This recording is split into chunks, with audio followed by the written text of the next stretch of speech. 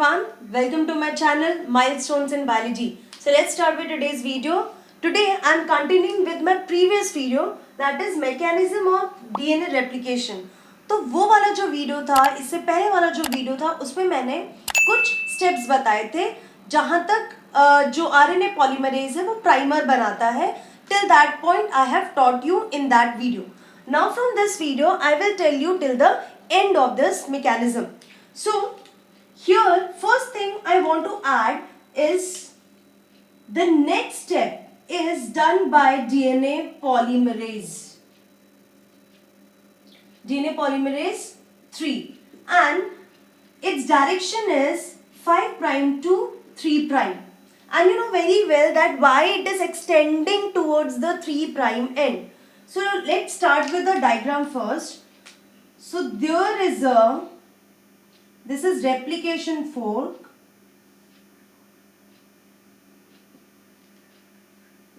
Let me draw like this. This is replication fork. Then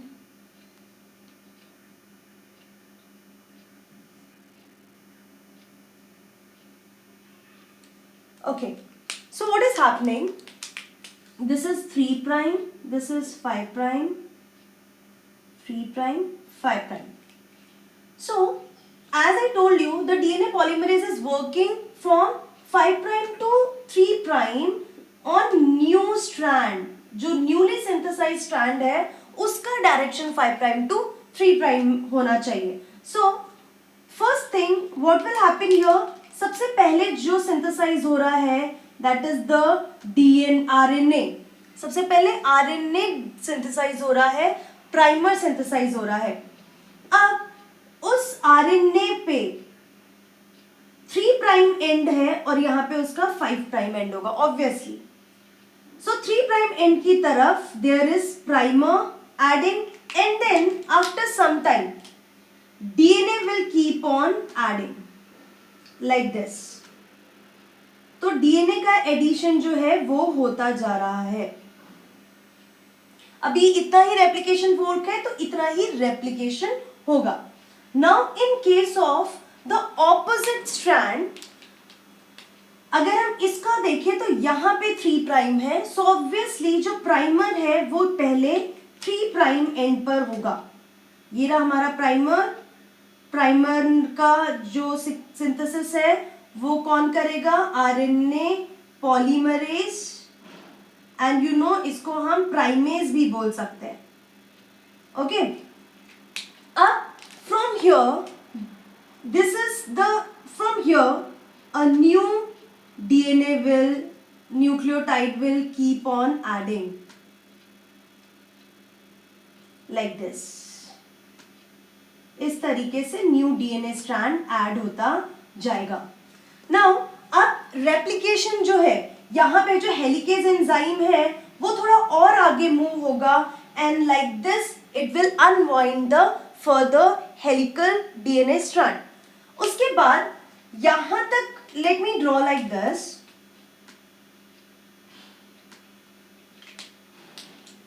यहाँ तक हमारा DNA synthesise हो गया था.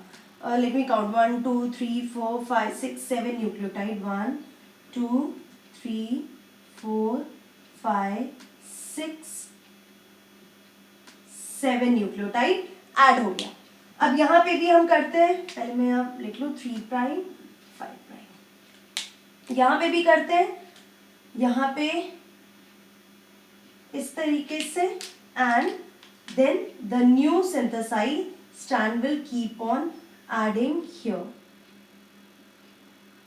और ये तब तक ऐड होगा जब तक लास्ट न्यूक्लियोटाइड नहीं आ जाता. So this is what happened in the previous diagram. इतना ही न्यूक्लियोटाइड ऐड हुआ है. अब क्या होगा? ये जो डायरेक्शन है DNA पॉलीमरेज का, यहाँ जो अपना DNA पॉलीमरेज है it will keep on moving towards this direction. तो जैसे ही वो इस डायरेक्शन में मूव होता जाएगा,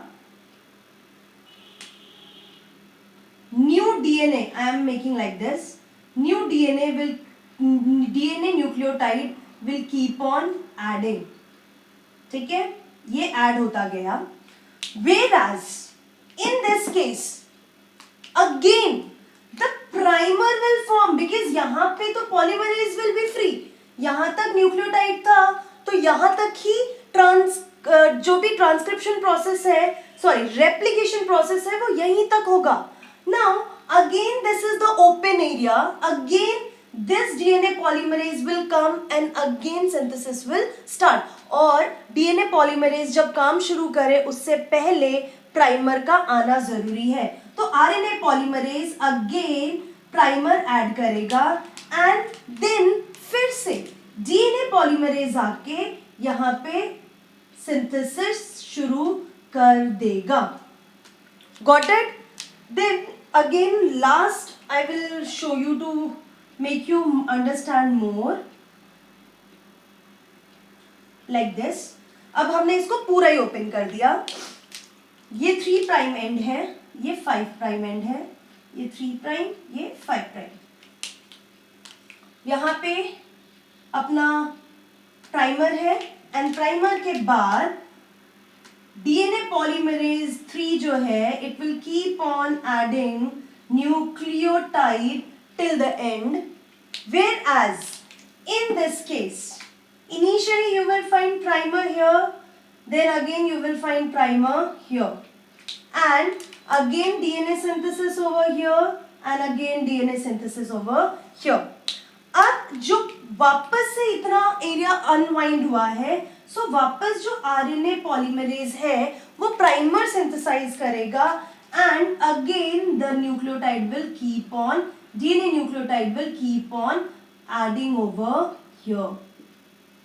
Fine, ये हो गया DNA replication. अब आप यहाँ पे देख सकते हैं ये जो भी न्यू सिंथेसाइज हुआ है, ये 5 प्राइम है, ये 3 प्राइम है, ये 3 प्राइम है, ये 5 प्राइम है. सो जो DNA polymerase का मूवमेंट है it is 5 prime to 3 prime direction. The reason is जो भी न्यूक्लियोटाइड होता है उसके 3rd कार्बन पे हाइड्रोक्सिल ग्रुप होता है, इसीलिए वहां पे दूसरी यूनिट्स ऐड होती जाती है. whereas on 5 prime and you will see phosphate is there. तो 3 प्राइम एंड पे ही न्यू न्यूक्लियोटाइड सब units will keep on adding. likewise the chain will proceed. तो आप एक चीज यहाँ पे देखिए कि जो चेन है ये 5 prime to 3 prime continuously grow हो रही है, whereas in this strand यहाँ पे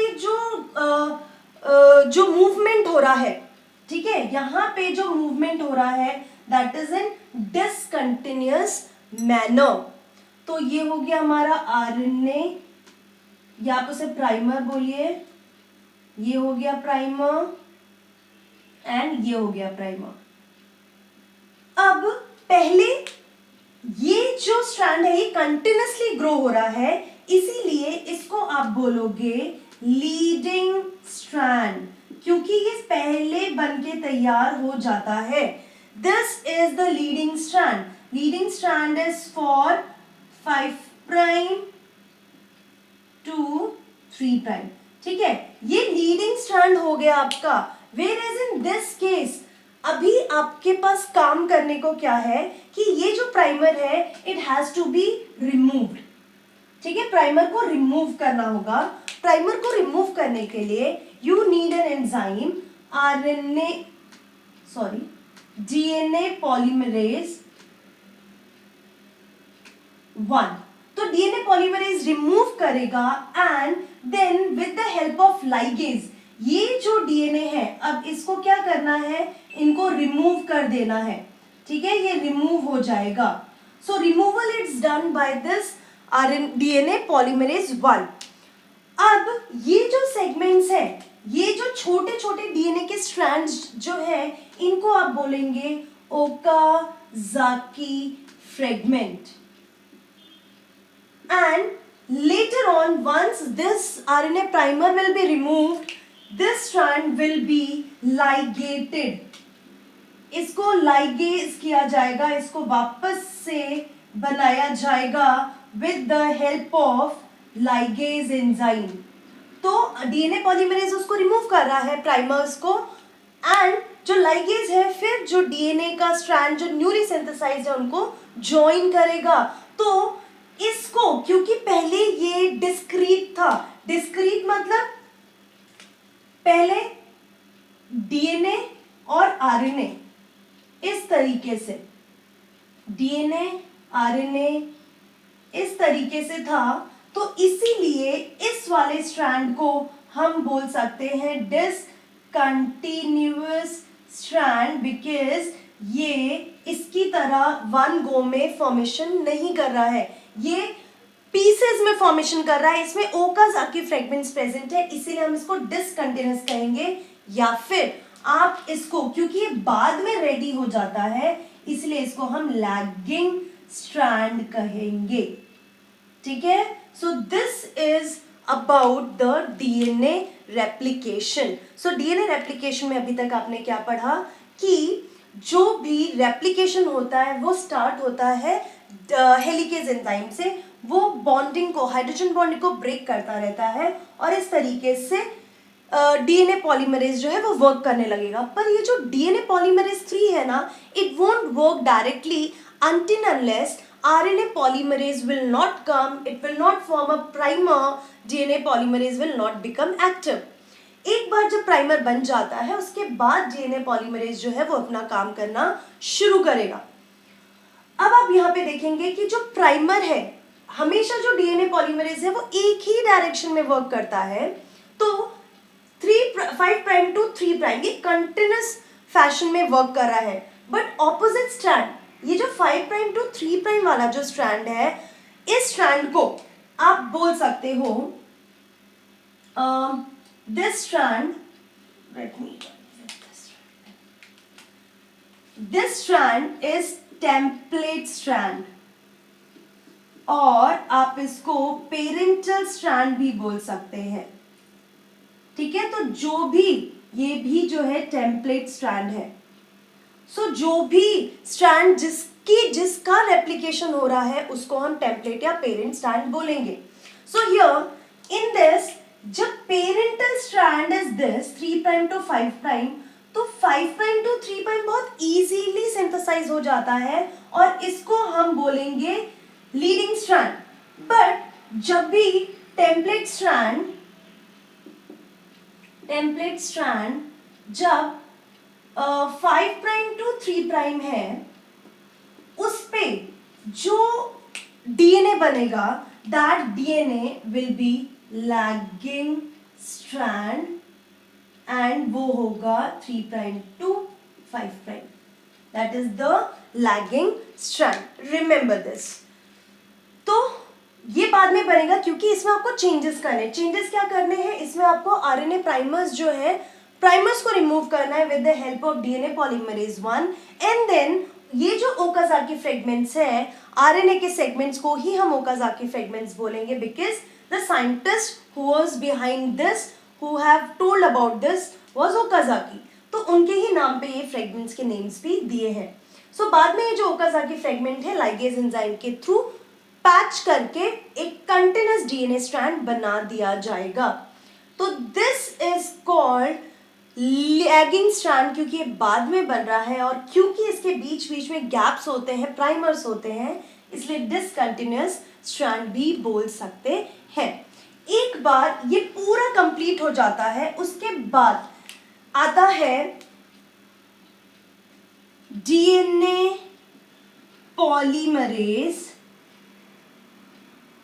2 एंड एप्सिलॉन जो है 3 का, ये दोनों मिलकर, एप्सिलॉन इज अ सब यूनिट ऑफ डीएनए पॉलीमरेज 3, तो वो जो 3 का सब यूनिट और डीएनए पॉलीमरेज 2 दोनों मिलकर प्रूफ रीडिंग करेंगे।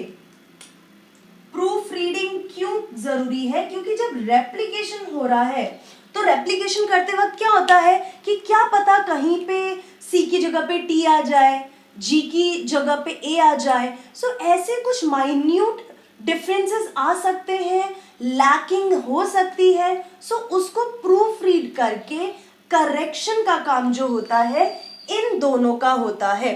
That is the main final step and after that it is kept as done, कि हाँ डीएनए पॉलीमरेज हो गया है। आपको बहुत अच्छे से पता है जो डीएनए पॉलीमरेज होता है वो किसी भी सेल के इंटरफेज में होता है, और इंटरफेज में भी एस फेज में होता है।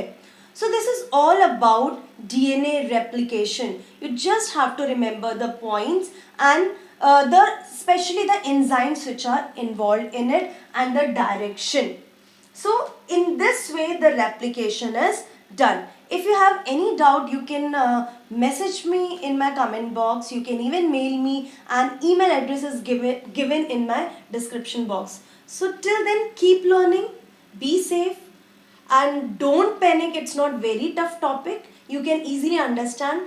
Just have patience, read your textbook thoroughly, and then you watch video, and again you need to read it, then you will understand very correctly, and then you will be prepared for writing the answers in board. So hope I have clear your concepts.